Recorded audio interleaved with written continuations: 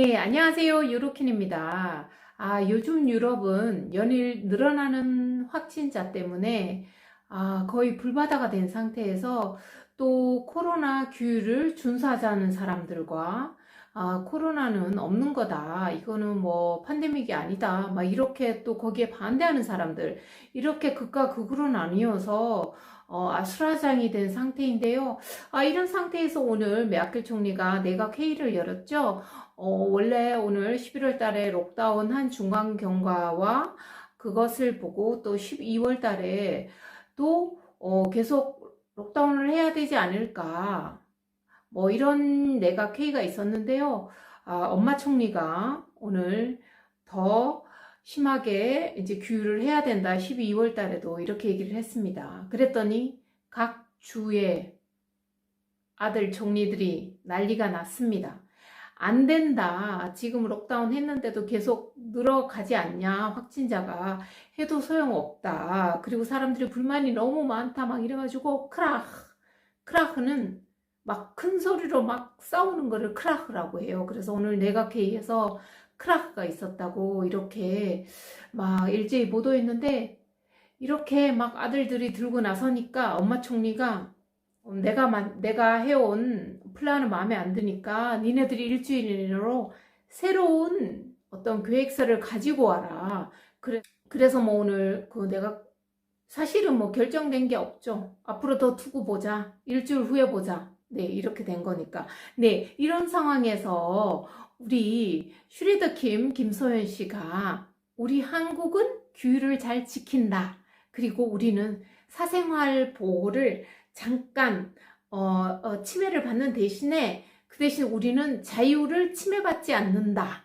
네, 이렇게 해서 최대 방송에 나왔습니다. 그래서 사실은 저도 그랬어요. 이 사람들 잠깐 개인 사생활 보호해서 그거 침해 받아도 자유를 얻는 게 더 좋지. 나도 이렇게 생각을 했기 때문에 그래가지고 이런 얘기를 좀 하고 싶었는데 이 얘기를 독일 TV에서 김소연 씨가 해줬어요. 그래가지고 여러분들도 들으시라고. 네. 저하고 아마 똑같은 마음이실 거예요. 왜냐하면 우리는 그래서 잡았으니까 어느 정도. 네, 그래서 보여드리겠습니다. Könnte man auch zwei Sachen nennen. Erstens, Südkorea verfügt über ein superschnelles und engmaschiges Internetsystem. Und während Deutschland es nicht überall, also gleichermaßen so funktioniert.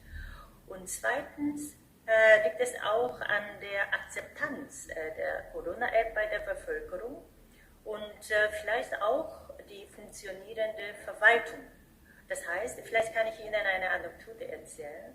Ich war im Sommer in Südkorea, ich musste erst 2 Wochen in häusliche Quarantäne gehen und musste in dieser Corona-App, also jeden Tag, die Ergebnisse meiner Fiebermessung eintragen.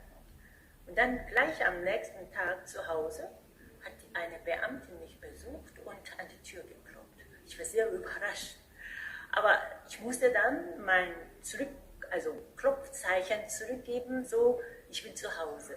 Ja? Und das bis zum letzten Tag meiner Quarantäne.